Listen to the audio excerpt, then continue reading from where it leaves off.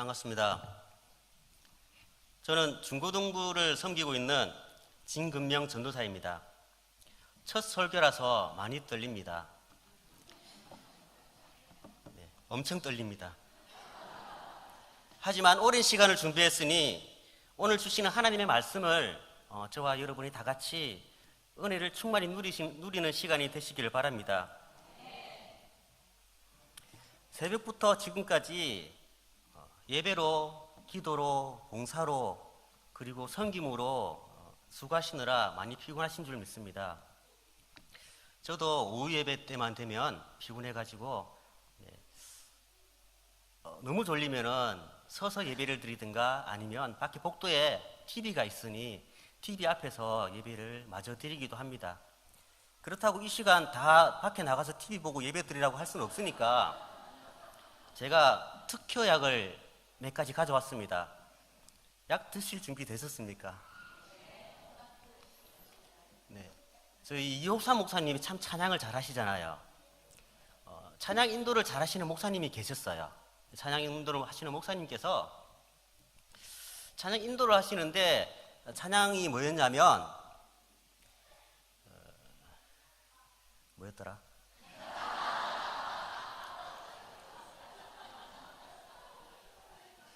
갑자기 기회가 안 나네.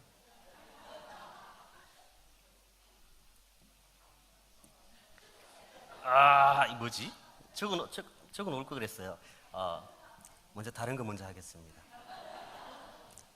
약은 많습니다. 제가 그 중에 3가지만 가져왔습니다. 두 번째 약부터 드리겠습니다. 할머니의 손녀가 있었어요. 아직 나이도 어리고 발음도 잘 안 됩니다.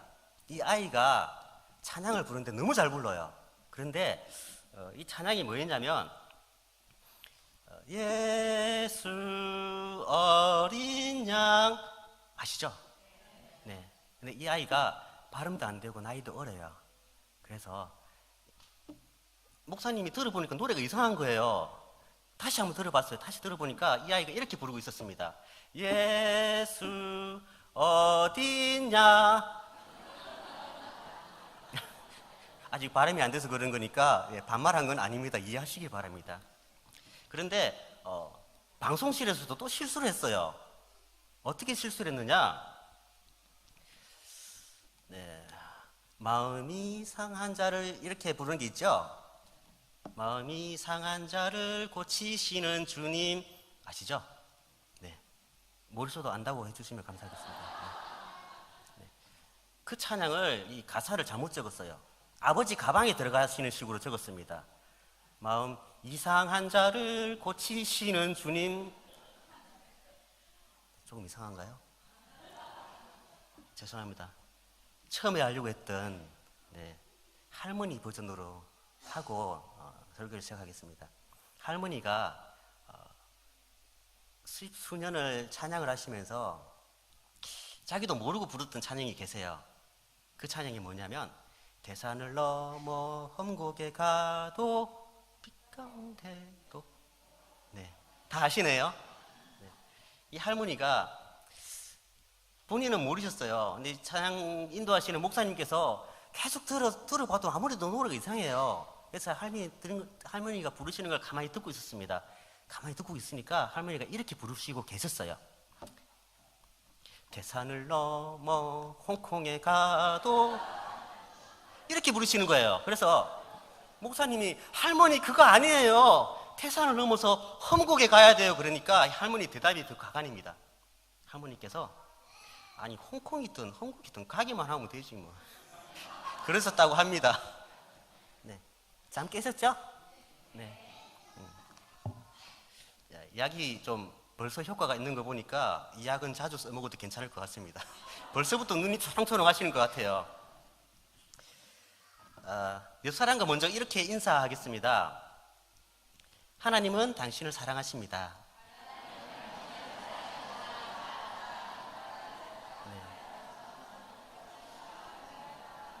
그렇다고 옆에 권사님이 계시는데 집사님께서 하나님은 당신을 사랑하십니다 그러지 마시고 하나님은 권사님을 사랑하십니다 이렇게 해주시면 또 좋을 것 같아요. 하나님께서는 우리를 사랑하십니다. 믿으십니까? 하나님께서는 이런 하나님의 사랑을 우리가 얘기할 때 가장 먼저 떠오르는 성경 구절이 있습니다. 바로 요한복음 3장 16절입니다. 하나님이 세상을 이처럼 사랑하사 독생자를 주셨으니 이는 그를 믿는 자마다 멸망하지 않고 영생을 얻게 하려 하심이라. 아멘. 하나님이 세상을 사랑하셨다고 하셨습니다. 하나님이 이 세상을 사랑하셨다고 하시는 말은 참 놀라운 말입니다. 왜냐하면 하나님께서 세상을 창조하셨을 때부터 그 사랑은 시작되었으며 그 사랑은 지금까지도 한 번도 변한 적이 없었습니다. 창세기 1장 1절 말씀에 태초에 하나님이 세상을 창조하시니라 라고 하셨습니다. 이렇게 세상을 창조하시고 제일 마지막으로 사람을 창조하셨습니다. 그런데 하나님의 형상대로 지음받은 이 사람이 범죄했을 때도 하나님은 이 사람을 사랑하셔서 이 땅을 다스릴 권세를 하나님과의 언약을 어겼을 때도 하나님께서는 인간을 완전히 사랑하시고 멸망시키지 않으시고 여인의 후손을 통해서 하나님과 회복할 수 있는 기회를 주셨습니다. 그렇지만 인간의 계속된 범죄함으로 인해서 완벽한 하나님과의 화평은 이루어지지 않았습니다. 우리에게 주신 말씀을 통하여서 하나님과 화평을 이루는 방법을 다 같이 알아보고자 합니다. 하나님과 화평을 이루는 가장 첫 번째 방법입니다. 첫 번째로 하나님과 화평을 이루는 방법은 예수 그리스도를 믿는 것입니다. 인간을 향한 심없는 사랑은 하나님께서 예수님을 보내심으로 이미 확증해 주셨습니다. 그리고 그 사랑은 지금도 변함없었습니다. 변하지 않는 사실입니다. 하나님의 사랑은 이론이나 말이 아니라 그 대가를 아낌없이 우리에게 지불해 주신 사랑이십니다. 우리가 어렵거나 살릴 가치가 있어서 하나님께서 우리를 사랑해 주신 것이 아닙니다. 단지 하나님의 사랑의 근거가 되어서 그 사랑의 결과로 우리가 생명을 얻은 것입니다. 오늘 읽은 말씀 중에 1절, 6절, 8절, 10절 말씀에서 하나님의 사랑이 더 확실하게 나타나 있습니다. 우리가 아직 연약할 때에, 우리가 아직 죄인일 때에, 그리고 우리가 하나님과 원수되었을 때에 하나님이 그의 독생자를 내어주심으로 우리에 대한 사랑을 확증하셨습니다. 6절 말씀에서 연약한 자들이란 바로 죄밖에는 아무것도 모르는 사람들을 말합니다. 우리가 아직 죄인 되었다는 말은 말 그대로 하나님의 언약을 어기고 살아가는 죄인인 상태를 말합니다. 10절 말씀에서 곧 우리가 원수 되었다는 말은 하나님은 죄를 미워하십니다. 그러므로 죄인인 우리는 하나님께 미움을 받는 것은 당연한 결과입니다. 그러므로 우리는 언제나 원수된 자입니다. 바울은 10절 하반절에서 이렇게 말하고 있습니다. 그의 아들의 죽으심으로 말미암아 하나님과 화목하게 되었은즉이라고 말하고 있습니다. 연약하고 죄인이고 원수인 우리를 위해서 이 땅에 오셨고 십자가에 죽으셨습니다. 1절 말씀을 보겠습니다. 우리가 믿음으로 말미암아 의롭다 하심을 받았으니 우리 주 예수 그리스도로 말미암아 하나님과 화평을 누리자. 이는 우리가 예수 그리스도를 믿음으로 말미암아 의롭다 하심을 받았고 예수 그리스도로 말미암아서 우리가 하나님과 화평하게 되었다고 말하는 것입니다. 그렇습니다. 우리가 예수 그리스도를 믿을 때 우리는 하나님과 화평하게 될 수 있습니다. 우리가 예수 그리스도를 믿을 때 우리는 연약하거나 더 이상 죄인이거나 하나님과 원수진 관계가 아닌 의롭다 하심을 받을 수가 있습니다. 하나님과 화평하시기를 원하십니까? 그렇다면 예수 그리스도를 믿으시기 바랍니다.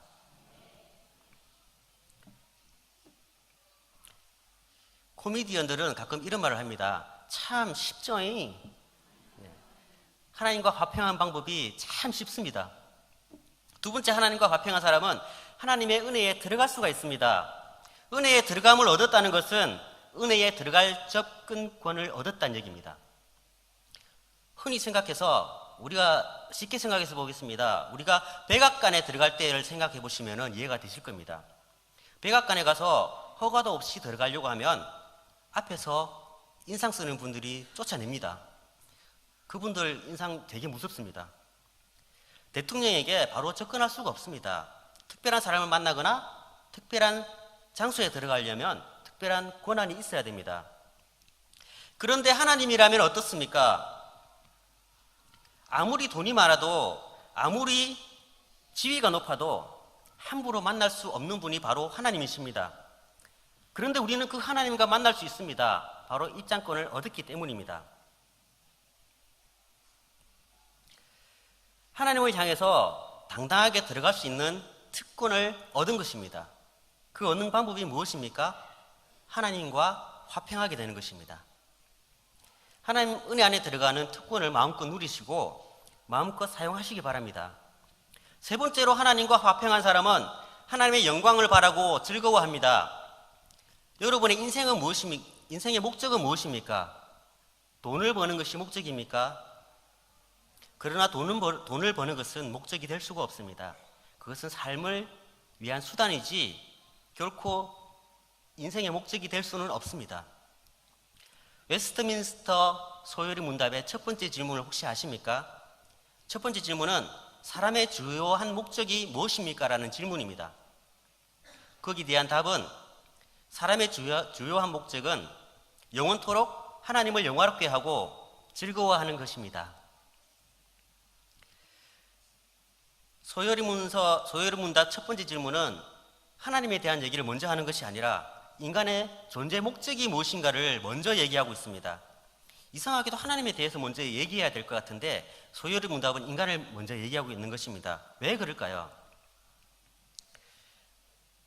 고린도전서 10장에서 사도 바울은 우상의 제물에 대한 얘기를 하고 있습니다.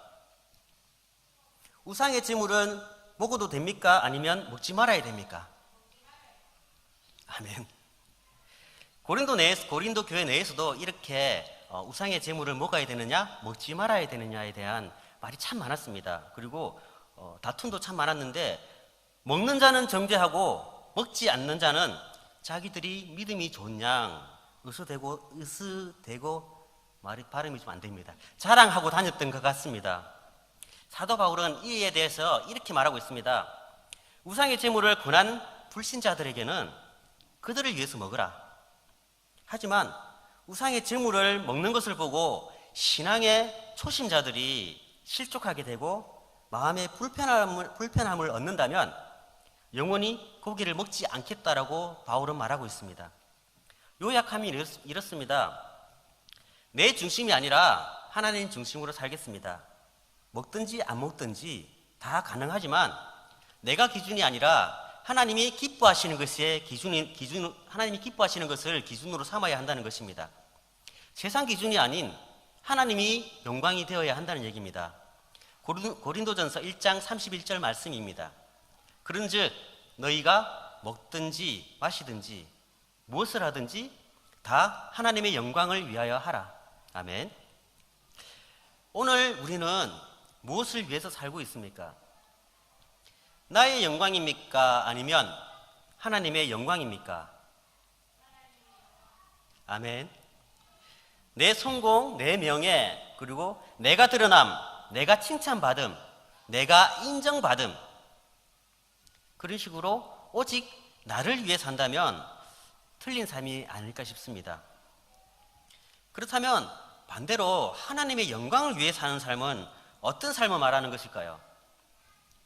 하나님을 영화롭게 하는 것, 흔히 말하는 하나님께 영광 돌린다는 것은 하나님이 드러나는 것입니다. 바로 하나님이 보여지는 것입니다. 누구를 통해서요? 바로 우리를 통해서, 나를 통해서 하나님이 이 땅의 신자들을 통해서 드러나는 것이 바로 하나님께 영광을 돌리는 길입니다. 하나님 중심으로 사는 나를 통해서 하나님이 드러나고 보여지는 것, 신자인 나를 보면서 나의 이웃이 하나님은 살아계시구나 라는 것을 느끼게 하는 것, 그것이 바로 하나님께 영광을 돌리게 하고 하나님을 영화롭게 하는 것입니다. 하나님을 영화롭게 하는 삶을 사시기 바랍니다. 네 번째, 하나님과 화평한 사람은 환난 중에도 즐거워합니다. 기독교인이라고 해서 환난이 없는 것은 아닙니다. 환난이 참 많기도 합니다. 물론 환난이 없는 분들도 계십니다. 그런 분들은 은혜를 많이 받으신 분들이라고 볼 수도 있겠습니다. 세상 사람보다 오히려 더 큰 환난을 당하기도 합니다. 그런데 환난 중에 기뻐한다고 했습니다. 환난 자체는 결코 즐거운 것이 아닙니다. 그러지 않습니까? 그러나 환난 너머에 있는 영광을 바라본다면 우리는 능히 환난 중에도 즐거워할 수 있습니다. 생각컨대 우리의 고난은 장차 우리에게 나타날 영광과 좋게 비교할 수 없도다. 아멘. 장차 우리에게 나타날 영광은 감히 상상하기조차 힘들고 말로 표현할 수 없을 정도라고 말하고 있습니다. 또 그 영광은 일시적인 것이 아니라 영원한 것입니다. 그에 비해서 우리가 이 세상에서 당하는 환난은 일시적인 것이고 길어야 우리 육체가 끝날 때까지일 뿐입니다. 그러므로 우리가 환난 너머의 영광을 바라본다면 환난 중에도 능히 즐거워할 수 있을 거라는 것입니다. 우리가 받는 환난에 경한 것이 지극히 크고 영원한 영광 중에 중한 것을 우리에게 이루게 함이니 고린도전서 4장 17절 말씀입니다. 3절 4절에서 보면 더욱더 자세히 나와 있습니다. 환난은 인내는 연단은 소망을 이룬다고 했습니다. 성도에게 있어서 환난은 육체적으로 고통스럽고 힘든 것이긴 하지만 영적으로 있어서는 오히려 유익한 것이고, 환난이 없다면 성도의 신앙은 성숙하기가 어렵고 또 신앙의 참된 여부도 구분하기 힘들어질지도 모릅니다. 그래서 하나님은 자기 백성이 고통당하는 것을 아시면서도 성도들에게 환난을 주시는 것입니다. 그러나 고린도전서 10장 13절 말씀처럼 사람이 감당할 시험받기는 너희가 당한 것이 없나니 오직 하나님은 미쁘사 너희가 감당하지 못할 시험 당함을 허락하시지 아니하시고 시험 당할 즈음에 또한 피할 길을 내사 너희로 능히 감당하게 하시느니라 라고 말씀하셨습니다. 하나님께서는 은을 단련함 같이 우리를 단련하십니다. 인생을 살아가면서 시련의 그늘에 걸리기도 하고 어려운 짐을 지기도 하십니다. 또한 사람을 통한 시험도 우리에게 주시기도 하십니다. 그러나 우리를 사랑하시는 하나님은 우리에게 감당할 만한 시험만 주시고 그리고 실족하지 않도록 능히 피할 길을 주십니다. 그러한 하나님을 믿고 하나님과 화평을 이루고 환난 중에 즐거워하며 기뻐하시는 성도들 되시기를 바랍니다. 이제 말씀을 마무리하고자 합니다. 여러분, 우리가 교회에 다니는 목적이 무엇입니까? 아멘. 좀 더 부유하고 편하게 사는 것이나 긍정적인 사고를 하는 것이 교회 다니는 목적만은 아닙니다. 그것들은 부수적인 것이지 기독교의 본질은 아닙니다. 그렇다면 본질이 무엇이냐?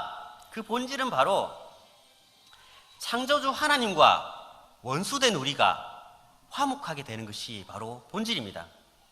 그래야 우리에게 평화가 있습니다.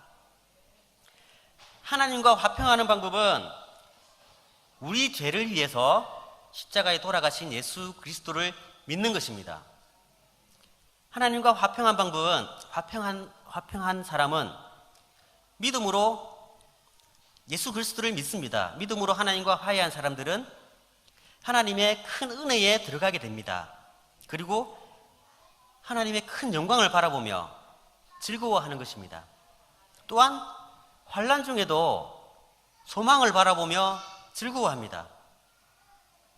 그래서 성도가 겪는 고난의 끝은 평안이요, 축복이요, 고통은 아닙니다. 그리고 찬양의 이유가 됩니다.